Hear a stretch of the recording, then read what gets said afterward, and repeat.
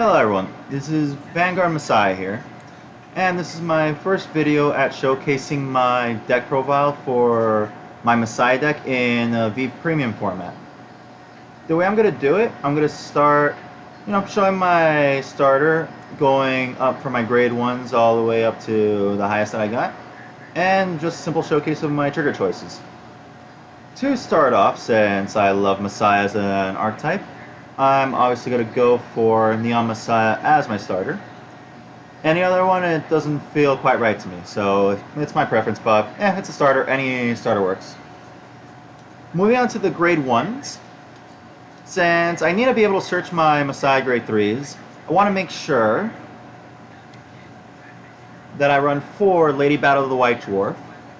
Obvious searcher, place on hand, look at the top 5 cards, and add a grade 3 from among them to hand, and then you gotta discard a card. She gets a +5 power if there is a face down card on rearguard circle, vanguard circle, or face down bind zone. So even if you're not using Messiah deck, just being able to have a lock card on opponent's side, lock card on your side, or banish deleting or deleting your opponent's vanguard can give it a little bit of power, and it's very easy to get that 13k booster, and it's a pretty good unit just to have overall. Because I'm playing Messiah, I need ways to be able to lock my cards, so 2 Cauldron Wing.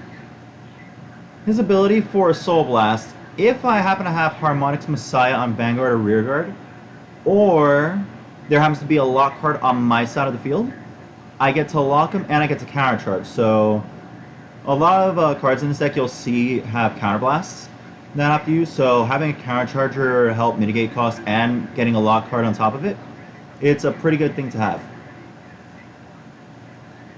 Now, arguably the best grade 1 in this deck, and the one you always want to see open up with, for Hard Sword of Polarization Langrenjard. He has 2 nifty little abilities. The first one, when he's placed on Vanguard, take a card from your hand, lock it onto a rearguard circle, and draw a card. And his other ability, while on rearguard, you can counterblast 1 to choose one of your cards and unlock it, and if you do, you get to soul charge for it. So it's a pretty good card just to start off really good plays, get you early draw, and later on, as you see with some of the combos this deck does, you will notice it's a very versatile card to have, and if you open up with it and one other card I'll show later, you are going to have a really good time. Moving on to the grade 2s, the deck's starting lady is going to be for Lady Fencer of Matter Transmission. Her effect's pretty simple. If you're on a Vanguard Messiah, if you have a Messiah Vanguard, when she attacks, she'll get plus 5,000 power, and at the end of the battle, she has to lock herself. You can't choose it, but she has to. Being able to get over a basic 13 or any Vanguard just on her own is already pretty strong, and be able to lock and set you up for other plays down the line. The next grade 2 is, if any of you have seen how Messiah plays, you'll know him already. 3 Remarkable Burst Monk. His ability, when he is unlocked, for a counterblast, you show the top card of your deck and you add it to your hand, and if it happens to be a grade 3, discard 2 cards from your hand and restand your Vanguard. So if you're lucky enough to top deck grade 3, and you'll have a good variety of them, having that extra push and extra attack can swing games over in your favor in games you thought you might not have been able to put through otherwise. So it's pretty good to have. And now, the new lady this deck got, which is a promo, and shout out to Kingslayer Games for having them for me. Lady Battler of the Black Dwarf. I'm not going to stress this enough. She is an amazing card. And if the quality looks pretty off, I apologize. But she helps with consistency in this deck so much. It is ridiculous. Her abilities. On Vanguard, when you ride a grade 3 Messiah on top of her, search your deck for up to one grade 3 Messiah that has a different name. And in V Premium, we're lucky enough we have 2 of them, so if you didn't see the main one you wanted to ride, just search it out. And now its second ability, which after discussing with some people over at Kingslayer Games, came to a consensus, and this is the proper way the card is played. On rearguard, after she attacks, and this is the important part, her effect changes whether she has been locked or hasn't. If she has not been locked during the turn, you lock her, and after she attacks, if she had been unlocked during the turn, for a counterblast you get to retire her and draw 2 cards from it. So it's a very versatile card. You'll get a good multi-attack going, and you also get to build up pretty good hand size. This is the main target you want to see every time whenever you're playing. But if you don't, as long as you see her later down the line, it's going to give you really good pluses. And now, on to the main stars. I'm going to show them both at the same time. There's 4 Alter Ego Messiah and 4 Harmonics Messiah. So, with Lady Battle of the Black Dwarf, if I have Alter Ego and I ride, I can search Harmonics. Likewise, if I don't have Alter Ego for any reason, I got only Harmonics Messiah, the second I ride on top lets me search my Alter Ego, so I get a plus either way. So it's not really gonna minus me in any sense. Now, each of these Messiahs work similarly and different. Starting off with the one you usually want to see every game right at the start. Alter Ego Messiah for a Soul Blast can take 2 cards from your drop and put him back on the field as lock cards. Keep in mind, whenever you're putting cards from other places down as lock cards, they are not being called, they're just simply being put. So if you're facing against Gridora or any other effects that stop you from calling, Alter Ego and Harmonics get around it. And when Alter Ego attacks, on attack, unlock any number of cards I want. All those cards get plus 10. And it's a pretty good way to pressure your opponent. And obviously it's a Link Joker deck, so you have your choice of Force 1 or Force 2. And showing your trigger lineup, it's gonna be more likely you're probably gonna go Force 1, just to have that extra power to push. And for Harmonics Messiah, on attack, you can take any one card in your deck and lock it to a rearguard circle. And after he battles, and this is why he tends to be your second ride, if you have a grade 3 in Soul for a counterblast and a discard, you get to unlock any number of cards you want, draw for that many, and give 2 of your front row units plus 15,000 power. So it's a pretty strong finisher if you happen to get it. Now, we have our grade 3s. We've shown everything else for the most part, but we can't forget the big Volkswagen himself, Genesis Machine Deity Volkagode, running at 4, because any less and you better hope you're lucky on your draws. This big tank of a grade 4 and 30k base power has a few things in case people weren't aware of. One, you cannot ride this card. If somehow that text gets removed from it by an opponent's effect, that is literally the worst mistake that person can do, because riding a 30k body means should be almost no deck that could actually touch it. XL doesn't matter, rear guards pretty much won't matter, and your Vanguard would have to have enough power to even touch it, so having that restriction is necessary. And also, if you are somehow able to call it to a rear guard circle, it automatically retires itself. So for those of you that aren't already aware, you're wondering, how do I get this big boy on the field if he's just going to retire? Well, As you remember, Alter Ego can simply Soul Blast a card to call 2 cards. Well, not even call, to put 2 cards down as lock cards. Because you're placing that card down as a lock card, the text on the card does not apply, so the unit will stay there. So if when you attack and you unlock, you basically have free real estate. And given extra power, you kind of see where the numbers can get really huge. The best thing about our Volkswagen here, is after he attacks, his cost is by locking himself, he can get another unit 10,000 power. So getting a large number for nothing, for pretty much free. Having your messiahs that can attack, that can help unlock them so they can attack again. And you're getting pluses all around. So, last but not least, are the triggers. And it goes without saying, but because of Burst Monk, having our Heal Guardian, I believe in Quasar Dragon, being a grade 3, is a really good card that can help you stay at a pretty low damage count in the early game.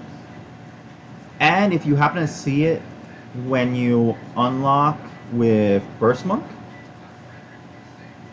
that's for the most part 11 to 12 grade 3s that, depending on how the game goes, you'll have your pick of. Hopefully it'll be on the top, so you can restand your Vanguard and go through several multi-attacks. The next trigger choice, just because I love Messiah, but considering how well the deck can hold out on its own, our Crit Sentinel of Blink Messiah being 30k shield. It's a pretty good card to use to guard, and sometimes you have those games where you might need to have more cards to be able to guard with, but you don't want to have to lose a card just from a PG. And also, because several resources in this deck just lets you draw constantly, it makes more sense for me to run the Crit Sentinels, but you can run the crits or you can run the PGs. Likewise, the whole deck, it's just 12 crits and 4 heals. And the last thing I like to showcase to you is just, ideally, what would you like in your opening hand? I have a mortar, so it's going to be a little hard for me to showcase an actual randomized hand. But ideally, in your opening hand, you would like Langrenjard, Black Dwarf, Alter Ego Messiah, Vocal Goad, and then any other. The last card can pretty much be whatever you want. So whether you go first or second, what happens is, if you happen to get a good combination of those cards, when you go into Langrenjard, besides getting the draw, and if you go second, you'll also get your Quick Shield. It lets you place down a lock card, and you'll also get to draw another. So it helps increase hand size, and the best card you want to be able to lock, depends on the matchup, because there's very few matchups you don't want to bring this out already, is having a grade 4 already by the time your turn 1 finishes. If you're going first, it's ideal to put him in the back row. So if your opponent's trying to damage deny you, that is very hard for them to do that is easy for them to do if you leave it out in the front, but very hard when you side put in the back. And let's say in your turn 2, you go into Lady Battle of the Black Dwarf, and you happen to call, it could be your Burst Monk, could be your Lady Fencer Matter Transmission. Even if it isn't Black Dwarf, just your grade 2, having your grade 2, and any string, any combination of grade 2s that are on the field, it's never a bad thing. This right here is the strongest turn 2 push that the deck is able to do, but it's very hard for your opponent to guard it. Because swing for 30k already, whether they are a grade 1 or a grade 2, they have to guard with 25k shield, so the only way that is possible is being able to guard with a Heal Guardian, a Crit Sentinel, a PG, or any combination of 25 shield. So you could have a grade 1 and a trigger, a regular heal and a grade 2, but you're still eating up at least either 2 cards in your hand or a damage. And let's say they damage check a crit. That's perfectly fine, because afterwards I can just lock and give my Vanguard plus 10,000. So that Vocal Goad also does double duty by basically nullifying any triggers that they check. And if, let's say, the card that they did damage check was not a trigger, I can just give the power to the rear guard. So let's say on my drive check I hit a critical. Let's say I just hit a critical. I'll give critical to my Vanguard and power to the rear guard. So if even, let's say, they somehow damage check 2 triggers, my grade 2 is still 30k and I can still swing and hit. So it's a really good early pressure game that if they cannot deal with it, I'm already pushing a 4 to possibly 5 damage. I'm probably, this isn't easy with the number of attacks and how lucky I would get there. I can easily push for 4 damage just on turn 2. And going back to the better example, the moment I would go onto Alter Ego, instantly search out Harmonics Messiah. And the favorite thing about this is, if you have a hand that you can guard almost every attack, in a lot of games that I play testing this deck, you can actually keep yourself at 0 to 1 damage. There was even a game I played against someone I believe was using Silver Thorns, that I could have won the game by giving myself a damage. Because Burst Monk unlocking and getting grade 3 is really strong in this deck. And you're wondering, how do you give yourself damage? Every Heal Guardian, when you call it from hand, if your damage zone is at 0, put the top card of your deck face up. So as a reminder for Heal Guardians, they all have that, but when you guard with them, as long as you're not on grade 3 yet, or you haven't ridden one yet, either give your Vanguard 10,000 power, or give an opponent's attacking unit -2 critical. So they're really good. This is a really good defensive option just to stop your opponent from being able to go further. And it keeps you alive pretty well. And numbers you can hit if you go on Force 1, you're hitting upwards of 40 to 50,000, so, and being able to accomplish multiple attacks. Even having a Langrangard, let's say if you happen to have Vocal Goad in the drop, along with Lady Battle of the Black Dwarf, for a Soul Blast, you can still bring him out to rear guard, and for Langrangard, don't forget, you can still unlock your unit. So it still gives you options. It still gives you options to refill, get multi-attacks, and just general pluses.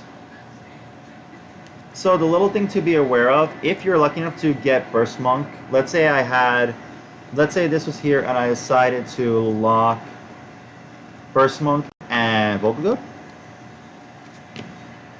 When you unlock them on attack, if you're lucky enough with Burst Monk, and you happen to get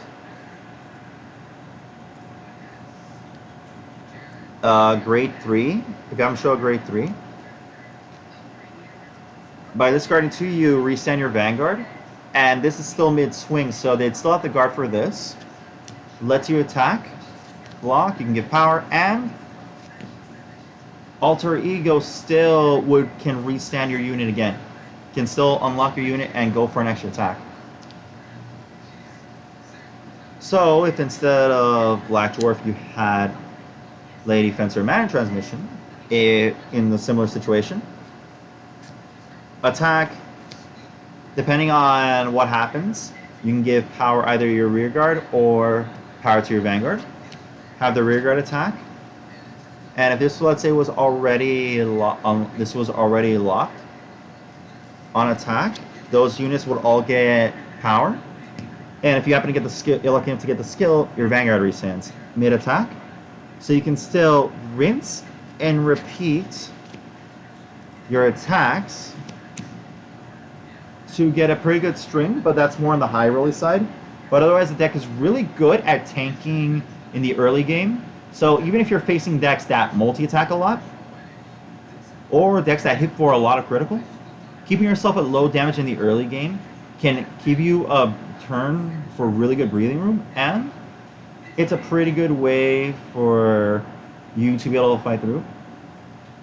And not sure how many people have actually pulled it off, but with Harmonix Messiah, and let me showcase the better looking one. If you are lucky enough,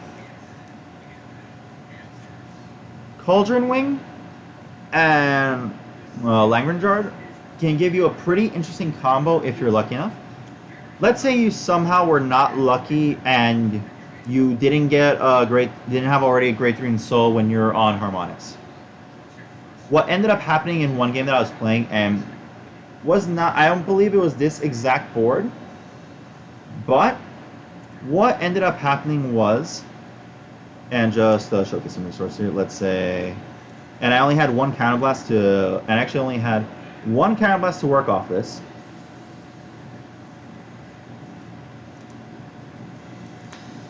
Because I'm on Harmonix, I'm able to Soul Blast a card for Cauldron Wing to lock itself,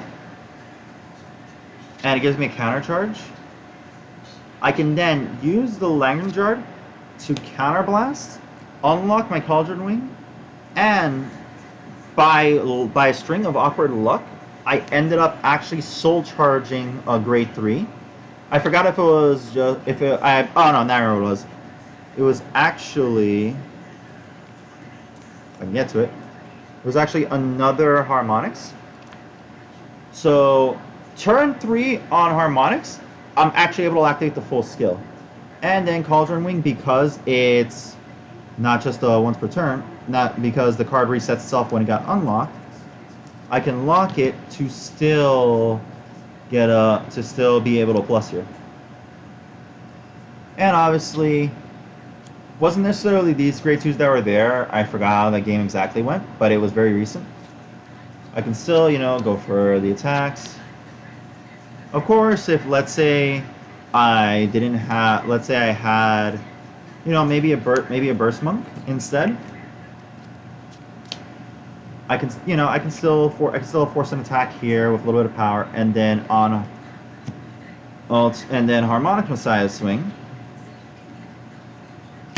I can lock a rearguard straight from deck, and so afterwards, drive checking 2, and you did the skill. You get 3 cards added to your hand and plus 15 to your front row. And I mean, 45k bodies for nothing? I'd say it's pretty good. Okay. That was the deck profile for my V Premium Messiah deck. And only suggestion I would say is, not just for this deck, but any deck in particular, continue playtesting it. Play it again and again and again, rinse and repeat, run through your plays. And you see what your deck is able to do against other decks. Because I even built, if you guys know already about Antonio, who won V Premium over at, I believe, BCS Duluth with his Steam main deck. I built a full proxy version of it on CFA, and I simply played against my deck. And whether you think it's just biased or not, but I actually ended up winning it. But I will admit the deck was strong, especially being able to get the cards that you want to the bind zone early, and especially getting that guard restrict. That was the one thing I found was a little difficult to manage against, just because guard restrict really makes it hard for you to guard a lot of attacks. But the game plan didn't change. Just attack early, rush early, guard as much as I could early to keep myself low. So for any of those big turns where there'd be multiple swings, I can any attacks that I could guard, I can guard without worry, and I can let some attacks through without worrying about losing straight out. So there are ways to play against it, although I haven't played against Mystery Flare in V Premium to know how toxic it is, but I've heard from everyone else how toxic the deck actually ends up being.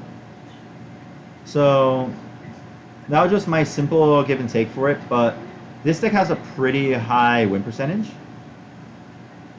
It's very hard to beat this deck just for the amount of simple pressure that you can give. And the only time this deck with recent versions has lost was just against a good friend Zoran, who played Leopold Reverse. And the numbers that deck can reach is scary, but it ended up being a fair game. Whenever he went first, he ended up getting a lot of attacks with pretty high numbers. And whenever I went first, he didn't have enough hand to guard. So it's a pretty fair matchup. And you'll see, just play through it and work through it as best you can. Alright, this has been VG Vanguard. And hopefully I'll showcase a couple of games with this later on, so you guys can see how consistent it is. Alright, and thanks for watching.